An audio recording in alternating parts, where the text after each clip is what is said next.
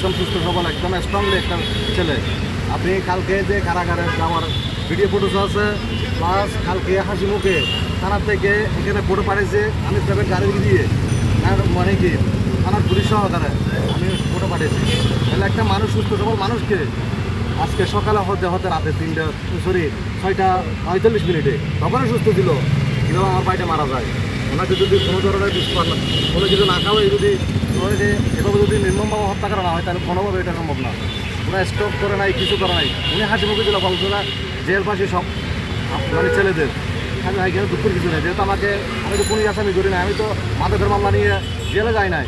আমাকে ওরা দিছে যে কোনো একটা পরিকল্পনা একটা মামলা দিয়ে আমাকে জানান দিচ্ছে। আমি যদি পাই তোকে আমি বৃহস্পতিবার বা রোববার তোকে জামিন ছাড়িয়ে নিয়ে আসবো, জামিনের ব্যবস্থা করছি।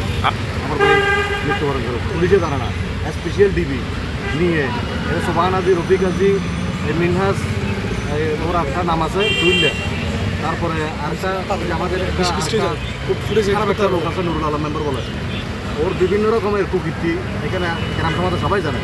নারী কেলেঙ্কারি বলতে মানে জোয়া, এই বিভিন্ন ধরনের অপকর্মের সাথে জড়িত আছে। এই মূল হোতা হচ্ছে এই দুটো ব্যক্তি, ওদের সাথে ওরা আমাদের সাথে মামলা চলে, এই দুজন গুন্ডা হিসেবে ওদেরকে সেন্টার দিচ্ছে। নুরুল আলম মেম্বার এবং হচ্ছে মিনহাস প্রকাশ তুইলে, বুঝছেন, ওপারে হচ্ছে আমাদের পার্শ্ববর্তী এলাকা জানার কেউ দিয়ে পারে। এই দুটো মানুষে আমার বাইকে পরিকল্পিতভাবে আজকে 6 মাস থেকে খুন করবে, আমাকে খুন করবে, বিভিন্ন রকম দিয়ে আসবে।